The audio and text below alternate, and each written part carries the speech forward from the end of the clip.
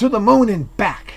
It's Sanctuary of Reality, my comic review series. Here we go with Church and State chapter 60, concluding not only Church and State completely, but also concluding Church and State Volume 2, the phone book, and also ending Subbook 7, Walking on the Moon. In Cerebus, issue 111, Base Tranquility.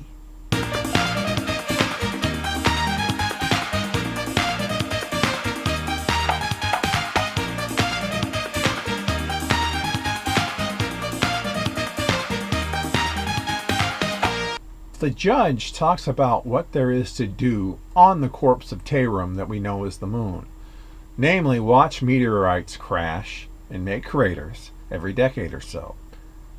He discusses things that will happen in the future on Earth, namely the space race between Russia and the United States, and how it relates to getting to the moon only to discover it's a dead hunk of rock.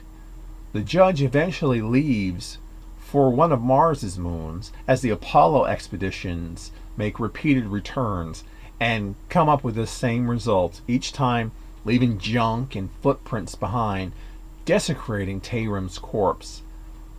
He goes into detail about the unheeded messages sent by those setbacks to the program, including the Challenger shuttle explosion. Eventually, the space race research leads to the development of a weapon capable of causing disturbances within the sun, which leads to someone pressing a button and wiping out Earth. Aside from some fungus on one of Jupiter's moons, that's it for life in our solar system. Finally, the judge reveals to Cerebus that while he's been gone from Astarcion, the deadline he set for the end of the world came and went, meaning he has no more followers. Siren and her forces have seized control of Lower Felda and all of East, including all of his gold. Cerebus supposedly will die in a few years, quote, alone, unmourned, and unloved, and his suffering is justified by his second marriage. Cerebus is slowly teleported away. Where will he end up? So, there we go. Finally, we reach the end of Church and State. I say it ends with a period instead of an exclamation point. We get the first real hint of where things are going for Cerebus with the judge's final lines to him, and it's something that he's incapable of escaping. The whole intention of this book, from around issue 12 or so, was for it all to end in the last issue with Cerebus dying. And we get it narratively said as much for the very first time here, so that's actually important. Of course, despite his omniscience, the judge proves to be fallible when he says that Cerebus only lives a few more years. As we'll eventually see, Cerebus lives a lot longer than that. Unless, of course, he means a few more years relative to real world, but then that was like 16 years at this point, so I wouldn't say that's actually a few more years. Although, relative to a guy who seemed to have lived hundreds of years on the moon, I guess as long as Cerebus continues to live, is actually a few more years in his eyes.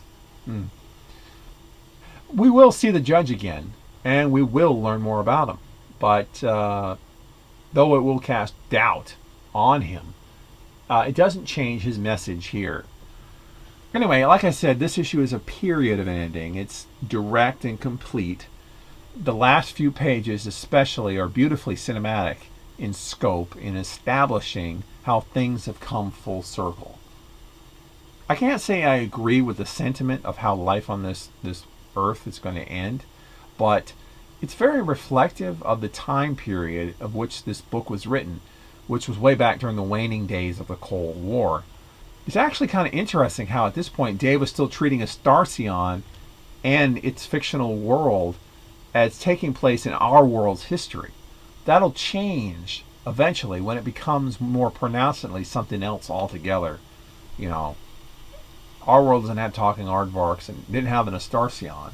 So right there you got a big change. But as it is right here, it's trying to treat it like this is actually in the 1400s on Earth, R, and that will change. That will change eventually.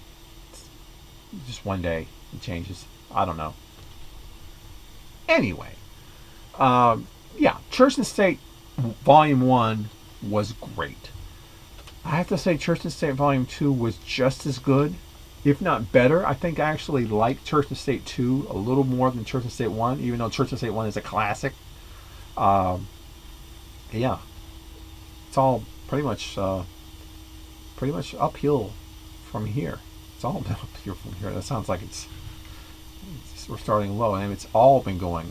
Every book of the series so far has been, each one has been topping the last for me, and it's going to continue that for a while. Next time we get a double issue. That's right, we get 2 times the Cerebus, 2 times the story, and 0 times the phone book.